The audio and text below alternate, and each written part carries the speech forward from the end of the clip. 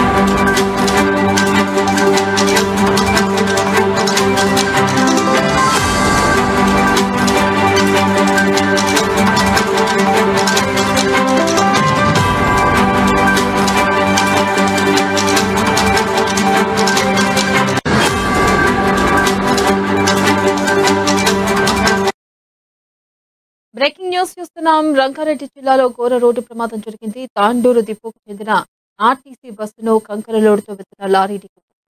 చేవెళ్ల మండలం మేర్చాగూడ సమీపంలో ఈ ఘటన చోటు చేసుకుంది. బస్సుపై కంకర లోడు పడిపోవడంతో పలువురు ప్రయాణికులు అందులో కూరుకుపోయారు. ఈ ప్రమాదంలో 21 మంది మృతి చెందగా పలువురు తీవ్రంగా గాయపడినట్లు సమాచారం. పోలీసులు ఘటనా స్థలికి చేరుకుని 3 జేసీబీల సాయంతో సహాయక చర్యలు చేపట్టారు. కంకరలో కూరుకుపోయిన వారిని బయటకు తీస్తున్నారు. క్షతగాత్రులను చేవెళ్ల ప్రభుత్వ ఆసుపత్రికి తరలించారు.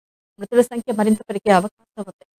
ఇక ఆర్టీసీ బస్సు తాండూరు నుంచి హైదరాబాద్ వెళ్తూ ఉండగా ఈ ప్రమాదం జరిగింది. ఈ బస్సులో సుమారు 70 మంది ప్రయాణికులు ఉన్నట్లు సమాచారం. వీరిలో ఎక్కువగా విద్యార్థులు, ఉద్యోగులు ఉన్నట్లు తెలుస్తుంది. విద్యార్థులు హైదరాబాద్‌లోని పలు కళాశాలల్లో చదువుతున్నట్లు సమాచారం. ఆదివారం సెలవు కావడంతో ఇళ్లకు వెళ్లి తిరిగి నగరానికి వస్తూ ఉండగా ఈ ఘటన జరిగింది. రోడ్డు ప్రమాదంలో హైదరాబాద్ బీజాపూర్ హైవేపై భారీగా ట్రాఫిక్ జామ్ అయింది. చేవెళ్ల వికారాబాద్ మార్గంలో పెద్ద ఎత్తున వాహనాలు నిలిచిపోయాయి.